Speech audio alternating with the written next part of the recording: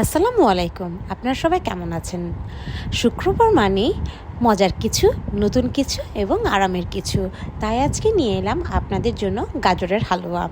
আমি যেটুকু জানি গাজরের হালুয়া ছোট থেকে বড় কম বেশি সবাই অনেক পছন্দ করে।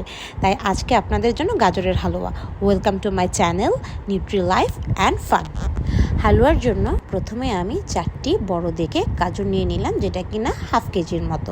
এটাকে প্রথমে আমাদের ভালো করে ধুয়ে ছিলে নিতে হবে। ছিলে এটাকে আমরা সুন্দর করে গ্রেট করে নেব। দেখতেই পাচ্ছেন গাজরগুলোর সাইজ কীরকম। এই সাইজ অনুযায়ী আমরা নেওয়ার চেষ্টা করব। একটু বেশি হলে সবাইকে দিয়ে সুন্দর মতো খাওয়া যাবে।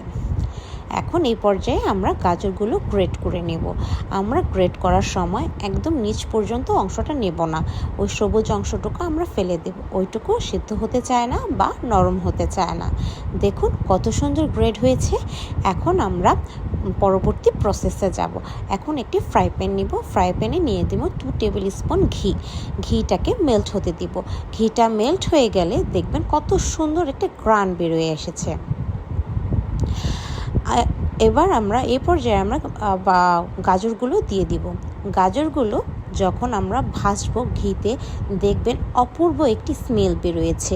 এটি আমরা 5 থেকে 7 মিনিট ভেজে নেব। ভাজতে ভাজতে দেখবেন এটা যখন একটু নরম হয়ে এসেছে এবং সুন্দর ঘ্রাণ ছেড়েছে এবং বোঝা যাচ্ছে যে এটা প্রায় সেদ্ধ হয়ে এসেছে, তখন আমরা এটাতে কিছু দুধ অ্যাড করে দিব। দুধ হবে হাফ কাপের মতো। দুধটি আমি হালকা গরম করে রেখেছি আগে থেকে। এই দুধটা যখন ঢেলে দেবেন, ঢেলে দেওয়ার পরে ভালো মতন নেড়ে চেড়ে সুন্দর মতো এটাকে 5 মিনিট কুক করতে দেবেন, যাতে দুধগুলো গাজরের ভিতর ভালো মতো অ্যাবজর্ব করতে পারে।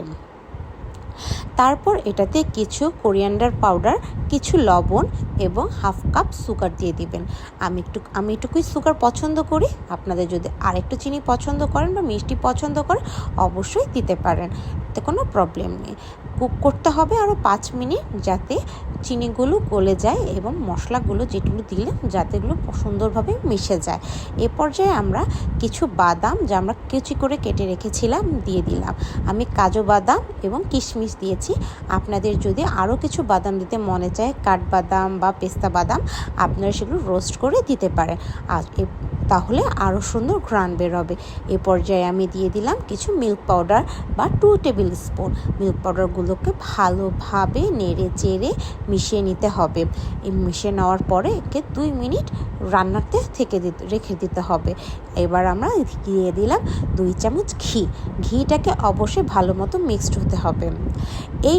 এই পারফেক্ট রেসিপিটা যদি আপনারা মেনটেন করেন, অবশ্যই দেখবেন আপনাদের ঘরের ছোট থেকে বড় সবাই বলবে শুক্রবার মানে গাজরের হালুয়া।